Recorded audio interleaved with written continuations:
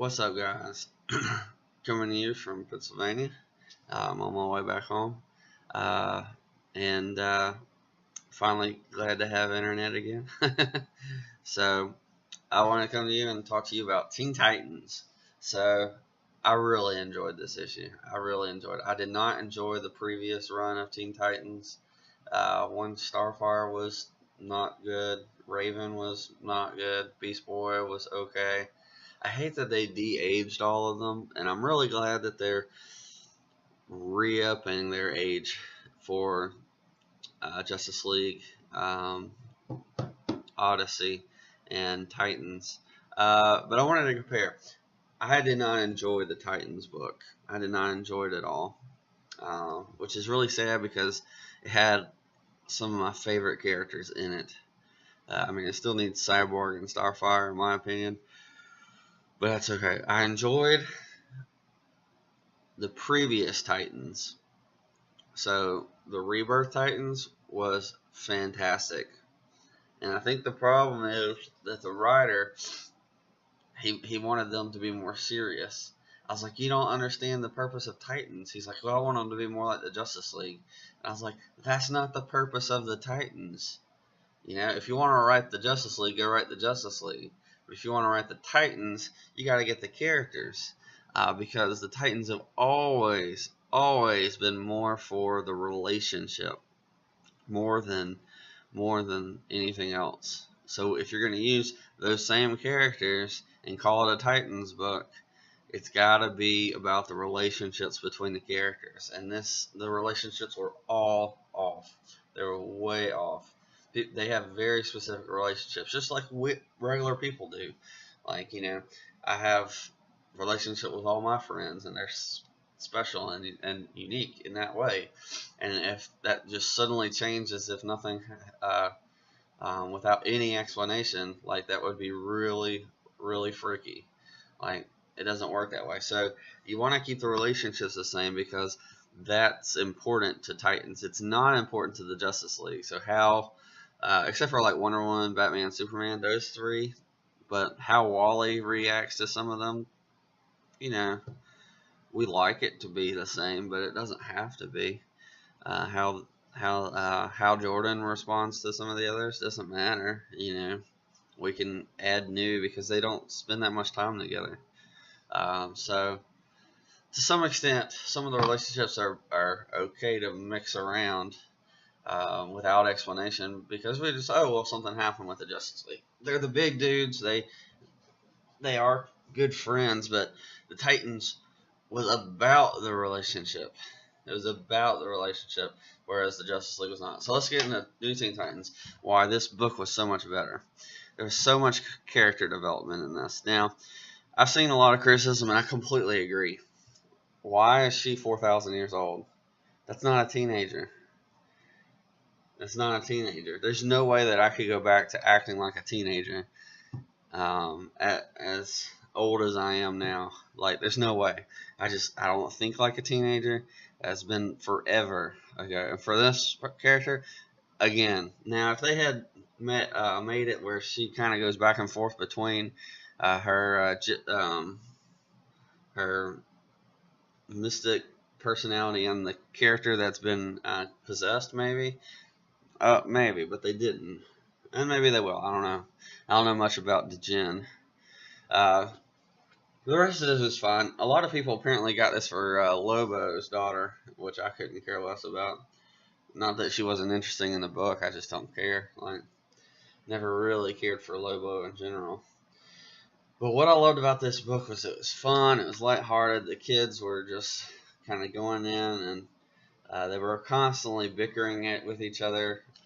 I love it.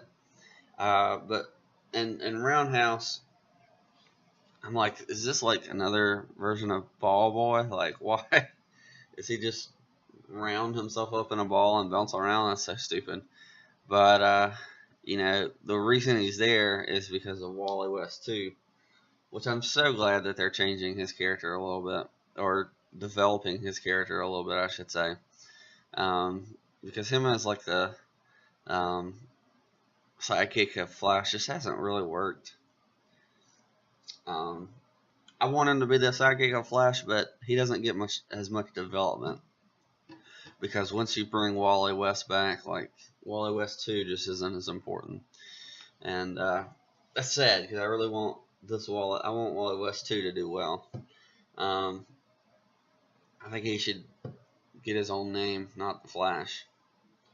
Or he could become the Flash. You know, that'd be fine too. The more the merrier with the Flashes, right? Anyways, but what I really loved about this was, well, all the characters are doing their own thing, and I will say, like, it's a lot darker. So we saw that in the special. They have to work together to defeat the bad guy, which I like. They act like teenagers, which is, you know, I work with a lot of teenagers, so I know what they act like. And this is it. They act like this. But one thing I loved, and this is a spoiler if you haven't read the issue, but if not, it is very dark. Damian is keeping and stashing his villains, and I love that. He's torturing them, he's stashing them away, and that's just really great development of the character of Damian, because honestly, it's about time that he departed from Batman, just like it's about time that Wally West 2 departed from Barry. And it's not that they're leaving their side or they're ceasing to become the sidekick, it's more that they are now no longer in the shadow. Because honestly, like, when was the last time that Damian was with Batman? Like, he's been in the Teen Titans very consistently. He was in Super Sons. But he's, as far as I can tell, pretty rarely in Batman in general. And so we haven't really seen him with Batman in a long time. So maybe it's about time for him to graduate and us get a new Robin. You know, I'd be fine with that. Maybe Tim Drake can go back to being Robin. That'd be awesome. Or we can just get a new person. Like, we can make Duke, or what's the other guy's name that's the Signal. We can make one of them the Robin. That'd be better. Like, oh, this Signal thing failed. You're now Robin. That would be good. I don't know. I didn't mind the Signal. Anyways, but the Teen Titans were funny, and they're developed. And I love to see Damian go down a dark path, because he really needs to face off between Roz and Batman. And that's going to be the best thing you can do for his character.